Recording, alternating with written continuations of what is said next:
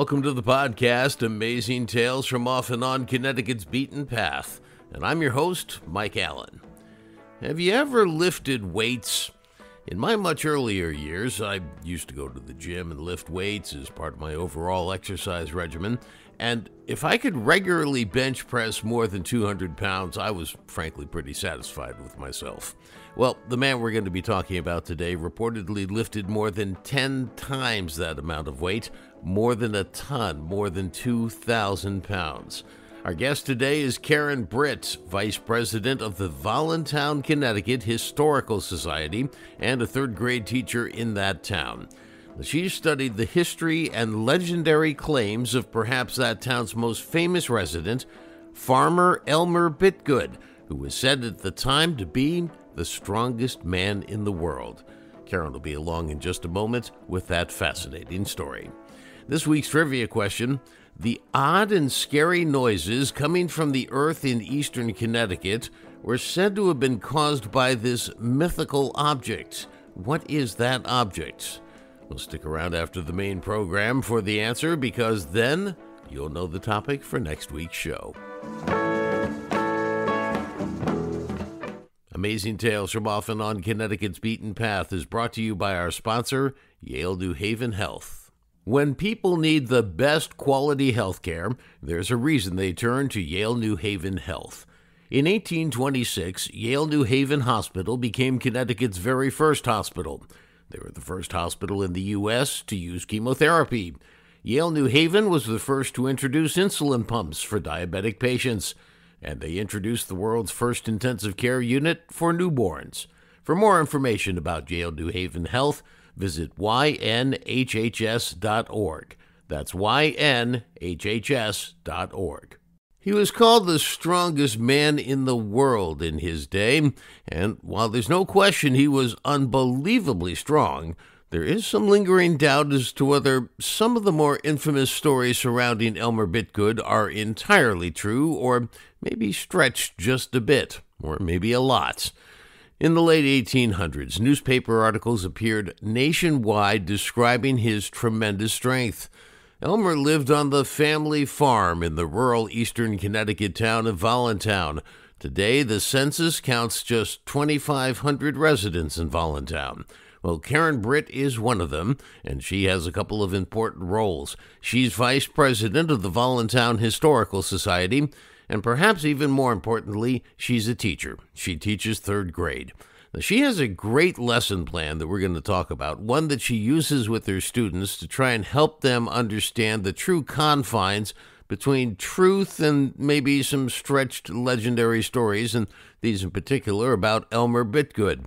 In any case, Elmer Bitgood was strong, fantastically strong, and there is little argument about his appetite or his general ability to lift weight that was far beyond what his peers could even think about doing. Karen, before we get into some of the purported achievements of Elmer Bitgood, something you know a lot about in his whole weightlifting career and what strength he had, I'd like to start off sort of setting the stage with some details about the man himself so people can paint a mental image of what this guy looked like and how, big he was and that sort of thing. So if I could ask you to just sort of run down the statistics, his height, his weight. I know that somebody measured his chest at one point in time and his waist, his biceps. Can you just run down those statistics so that people have an idea what Elmer Bitgood kind of looked like? Sure thing. He was a big man, and in his early 20s, he was about 290 pounds. I've read different reports on his height, but the average seems to be 5 feet 9 inches tall. And his chest was reportedly 52 inches wide, and the biceps on his arms were 20 inches. And in the pictures you can see he was quite a large man for his time. It's pretty impressive. Now, you think about the average strapping farmer who's, just works the farm every day and how strong these people are. He goes a couple of levels above this, but maybe let's talk about the Bitgood family, because I guess they were pretty hardy folk. If you could sort of tell us about them. I guess he had a few brothers, and what do we know about them? He did, and there's actually quite a bit of extended family too, which were in the area. There were four boys. Jesse was the oldest, Robert, Elmer, and Doan. Elmer and Doan were the strong men, and they lived with their mom and father on the family farm. They had two sisters. The house that they lived in still stands today. They were just your typical clean living, hardy farming family that was just looking to, make a living and live a happy life. Now, at some point along the way, I can imagine that the parents realized that Elmer and Doan were pretty strong, strapping kids. Now, there are some clearly, I think, exaggerated stories about the kind of amounts of food they would eat. But let's kind of talk about what some of those legends are. And I guess Elmer, either way, did have kind of a healthy appetite. He did. Although, when I discuss this with my students, I find it hard to believe that they would eat 45 pounds of cooked hamburger at a time. That's one of the yarns. I'm sure there was a significant amount of food for a family of that size to begin with, but then for those two strapping boys, it would have been additional. She used to supposedly cook the food for the family in a wash tub because they needed such a large quantity of it. There's also tales of them not being welcome at church suppers because they would eat everything and there would be nothing left for anybody else. There was a church supper where they charged 15 cents, imagine that, for the meal. And the boys bought four meals and reportedly cleared the platters and the 6-quart bean pot as well. I just love the thought of that. Now, he was born in 1869, so this is a few years after the Civil War ended. He lived to be 69 and died in 1938. And along the way, and this is probably late teens, early 20s, but correct me if I'm wrong on that, he actually fashions his own first set of barbells. Now, I read somewhere, and I may have this wrong, but my understanding is that when he was alive, the barbell company that actually invented barbells that we all take for granted today hadn't been invented. And so he had to fashion his own. Could you describe what those kind of look like and what they were? Sure. Some of them were just plain stones. Well, stones is kind of a relative term because they were actually boulders that he would have on the board for back pressing, but the barbells themselves were carved granite and they essentially look like large round boulders with steel rods driven into them. And they're various sizes. There's one that he throws. It's just a large round boulder. It has a chain in the top with a handle that he would swing one-handed and toss a great distance. And how much did that boulder weigh? 900 pounds about. Just incredible. Let's kind of paint the picture of this back press situation that he had. So this was a very thick plank of wood or several planks of wood that sat between two pillars with stones and rocks and boulders on those pieces of wood. And then he would get underneath it and with his back sort of stand up and raise this incredible weight. How much weight were on those pieces of wood? Anywhere between 2,000 and maybe up to 2,400 pounds. I think it's unrealistic that he would have lifted any more than that. Looking at the photograph that has the 2,000 pounds written on it, I would say that that was pretty accurate. This gets into the next chapter of this, which is that word of such feats spreads quickly, and indeed it did. Now, for those who are not familiar with Voluntown, it's in the very far east side of Connecticut, bordering Rhode Island, as a matter of fact. And a lot of the press coverage was really not so much Connecticut, although there was some, but it was Providence and Boston that came down, and actually reporters came down to document this huge man and all the feats that he was accomplishing. Is that correct? That is correct.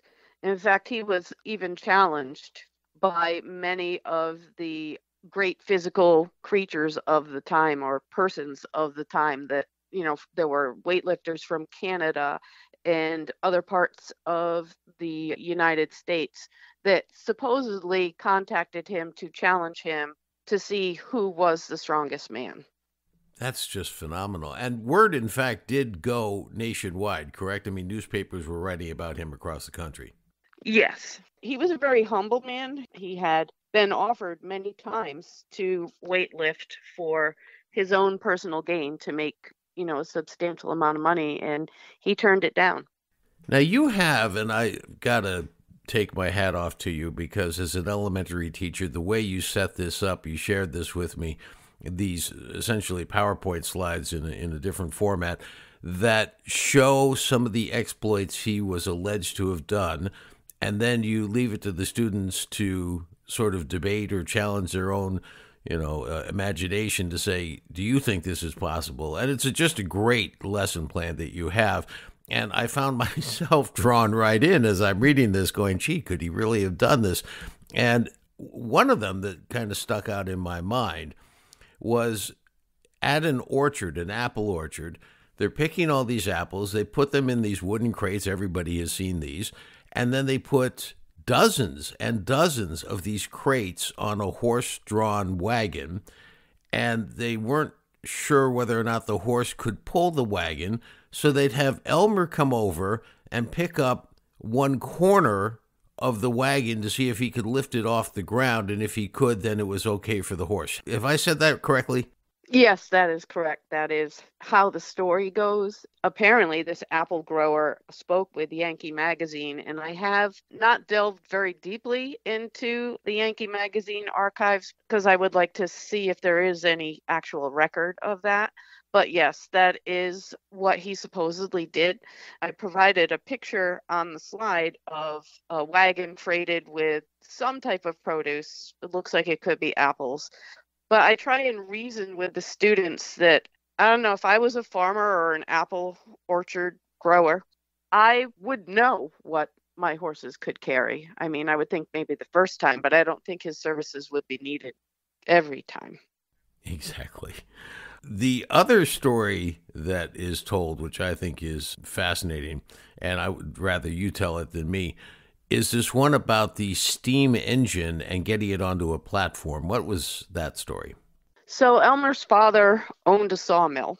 And in those days, the sawmills were actually portable, and they would put them on these platforms that were on wagons, and they would haul them to wherever in the forest they were going to be cutting down the trees.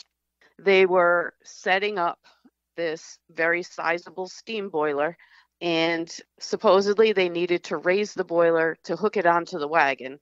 And Elmer was very gracious and offered to help. Supposedly he put a flat board across his shoulders on the back and squatted beneath one end of the boiler and actually lifted it up onto the platform to be hauled away. This is incredible when you stop to think about these things that he's purported to have done. And of course, then the press coverage just feeds into it. And he was actually compared to Samson and Hercules, wasn't he? Yes, he was. He was. I'm not, quite sure he was that strong, but but he was indeed compared to them, yes. There's another story, just to go back to the food for a second, that you included in those slides that I'd love the audience to hear about. So he would take the horse and buggy down to get some crackers.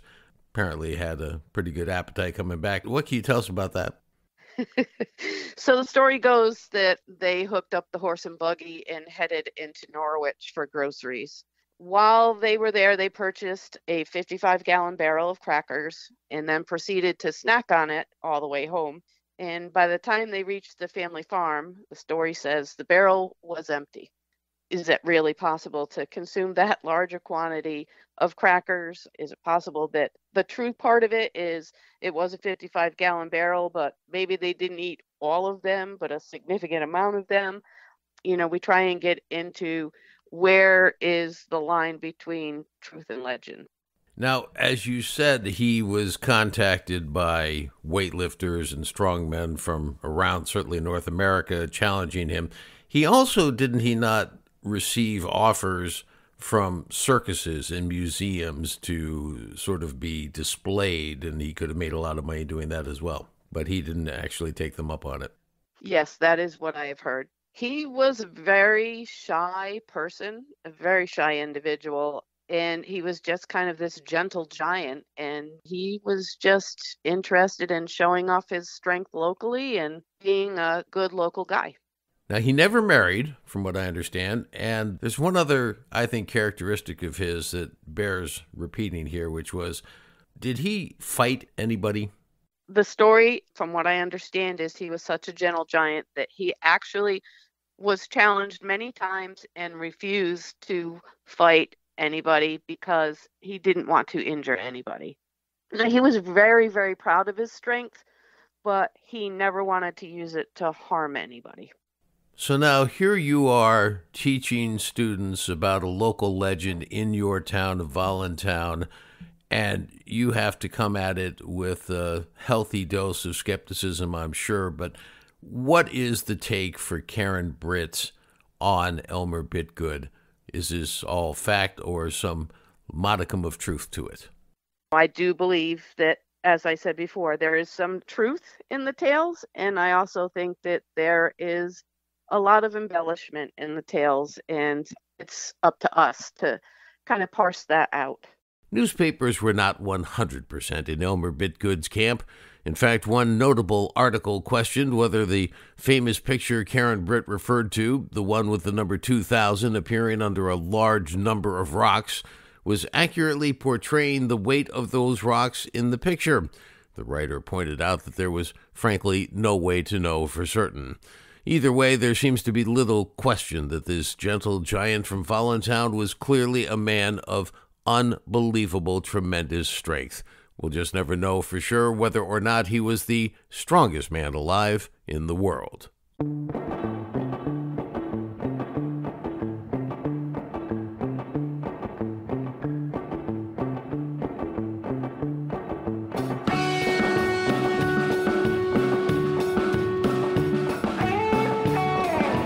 Well, that wraps up this episode of Amazing Tales from Off and On Connecticut's Beaten Path. You know, there's one other example from Karen Britt's student lesson plan that I want to share with you. It shows a picture of a 10-gallon milk container. Those are the types used for actually shipping milk. And then it says that Elmer supposedly drank 10 gallons of milk at lunchtime.